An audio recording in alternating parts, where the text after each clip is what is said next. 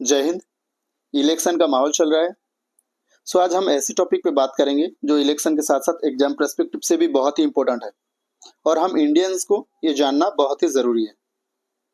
सो होता क्या है, there are lots of debate going on, like in one और two constituencies there is only one candidate contesting in the election and there is no opposition candidate and ultimately he won the election.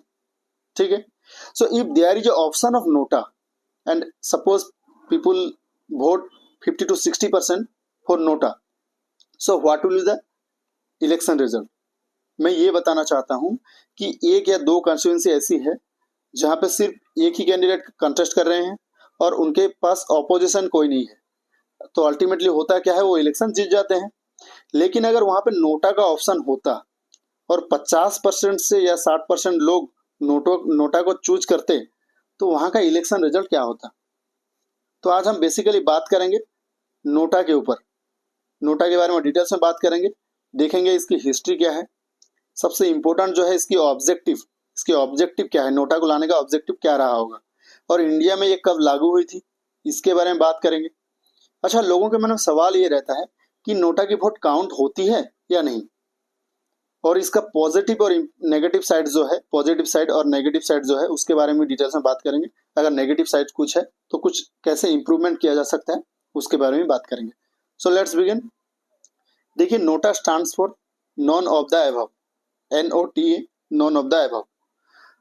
ये होता exactly है कि आप election vote देना चाहते हो लेकिन आपको पता चला कि इसमें से कोई भी कैंडिडेट पसंद नहीं है, तो आप वोट देने जाना नहीं चाहते, लेकिन गवर्नमेंट एक एक्स्ट्रा ऑप्शन क्रिएट किया है यहाँ पे कि ये जो एक्स्ट्रा ऑप्शन है यही नोटा है, नॉन ऑफ द अबव दर्शाता है और ये बताता है कि अगर आप इस कैंडिडेट में से किसी को पसंद नहीं करते तो आप नोटा के बटन प्रेस करके अपना राइट टू वोट जाहिर कर सकते हैं।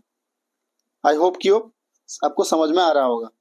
देखिए, अगर इसकी हिस्ट्री की बात करेंगे तो इसकी हिस्ट्री में जो नॉन ऑफ द अबव यानी नोटा का आइडिया था 1976 में, जब इस्लाम म्युनिसिपल कॉरपोरेशन एक रिजोल्यूशन पास करती हैं जो कि कैलिफोर्निया में, वहाँ से इसकी आइडिया पाया जाता है और रसिया में इसको इंट्रोड्यूस किया गया था इन 1991 में, लेकिन कुछ चैलेंजेस की या कुछ इश्यूज की वजह से 2006 में इसको एबोलिश किया गया।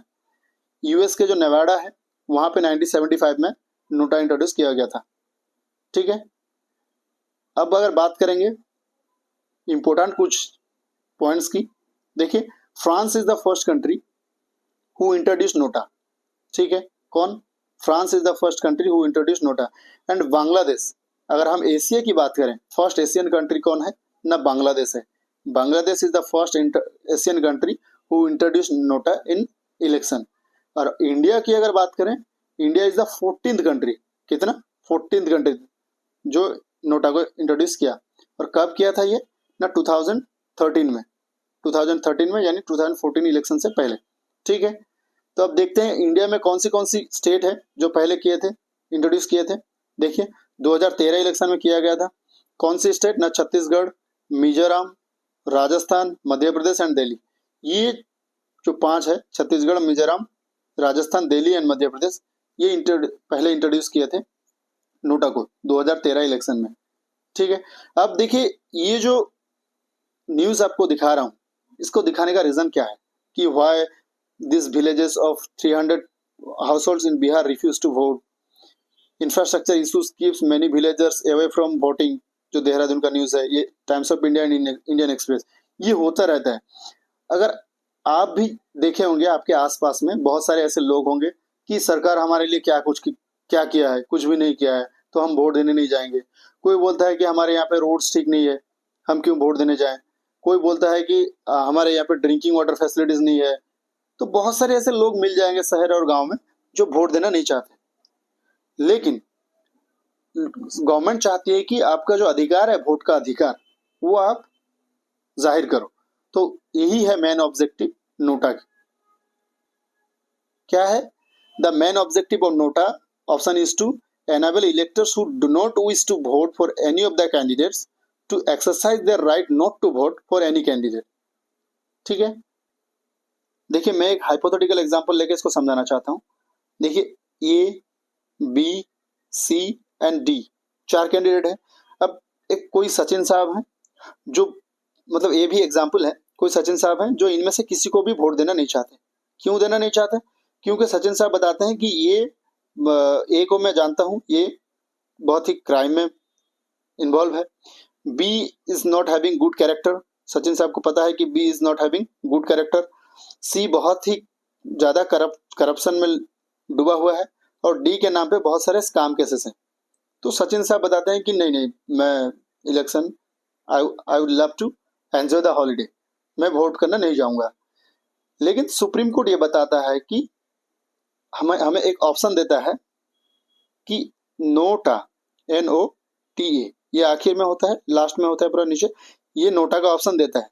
तो अगर आप किसी को वोट देना नहीं चाहते हो इस कैंडिडेट में से, ABCD में से, आपको यहाँ पे नोटा का ऑप्शन दिया जाता है।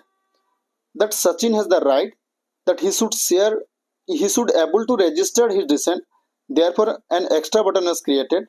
लाइक सुप्रीम कोर्ट ये बताते हैं कि right to vote also includes right not to vote और राइट टू रिजेक्ट। तो आप अगर राइट रिजेक्ट करना चाहते हैं कि इसमें से किसी कैंडिडेट आपको पसंद नहीं है, तो आप नोटा पे वोट दे सकते हैं। तो आप अपना जो राइट टू वोट है उसको जाहिर कर सकते हैं इस माध्यम से। आई होप कि आपको समझ में आ गया होगा। अगर फिर भी नहीं आ रहा है, डोंट वरी, आगे मैं समझा रहा हूँ। देखिए, पहले तो इसके जो सिंबल है, सिंबल के बारे में बात करेंगे। जो सिंबल है ये कौन डिजाइन किया है ना, ये नेशनल इंस्टीट्यूट ऑफ डिजाइन कहाँ पे है? हैदराबाद में। National institute of design Hyderabad में इसको डिजाइन किए थे।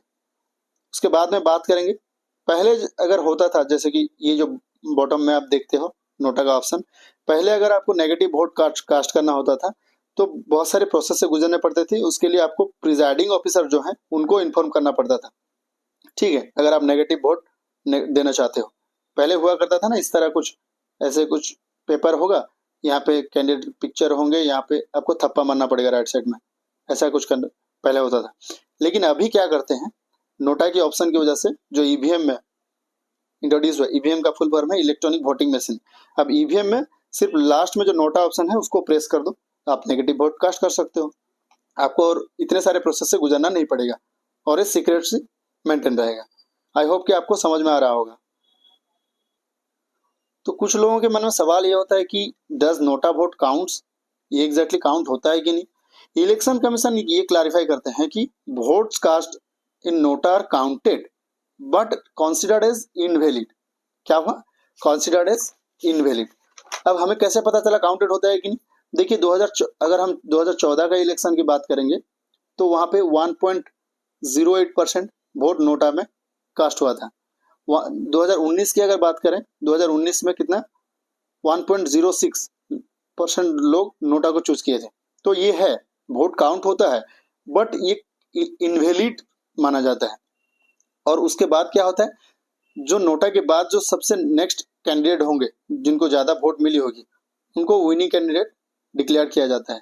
तो आपको लगता होगा, अच्छा अगर नोटा में ज्यादा वोट है और उसके बाद भी अगर कोई सेकंड वोट हाईएस्ट मिला है वो इलेक्शन में विन होता है, तो फिर नोटा की वैल्यू क्या है, फिर रोल क्या है?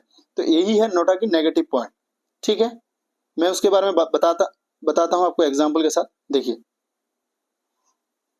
देखिए अगर यहाँ पे X, Y and Z candidate है, ठीक है, एक्स, वाई एंड जेड, और लास्ट में नोटा है। तो अगर सपोज नोटा को 99% वोट मिला, सपोज 100 में से 99 वोट नोटा को मिला, जेड को 0, एक्स को 0 एंड वाई को 0 एंड एक्स को 1 ही वोट मिला। तो अभी यहाँ पे सबसे ज्यादा कौन है? 99 जो वोट मिला है नोटा को, तो ये ज्यादा है। तो आपको लग रहा होगा कि 99 मिला है नोटा को, इसका मतलब कोई भी कैंडिडेट विनर नहीं है। नहीं, यहाँ पे विनर कौन है? जो ये वन जो मिला है, एक जिसको मिला है, एक्स को, x candidate is the winner. तो यही है नोटा का नेगेटिव साइड, कि लोग अगर इतना सारा चूज भी कर ले रहे हैं नोटा को, फिर भी जो कैंडिडेट सेकंड कैंडिडेट है लोग उसको वोट देना नहीं चाहते, लेकिन एक वोट पाके फिर भी वो जीत जाते हैं। ठीक है, यही है नोटा की नेगेटिव साइड। अगर हम पॉजिटिव साइड्स की बात करेंगे, यहाँ पे देखिए लोगों का नोटा की वजह से होता क्या है, लोग अपने इलेक्शन पे पार्टिसिपेट करते हैं, वोटिंग प्रोसेस को एंजॉय करते हैं, चाहे वो नोटा को वोट दें लेकिन वोटिंग प्रोसेस को एंजॉय करते हैं।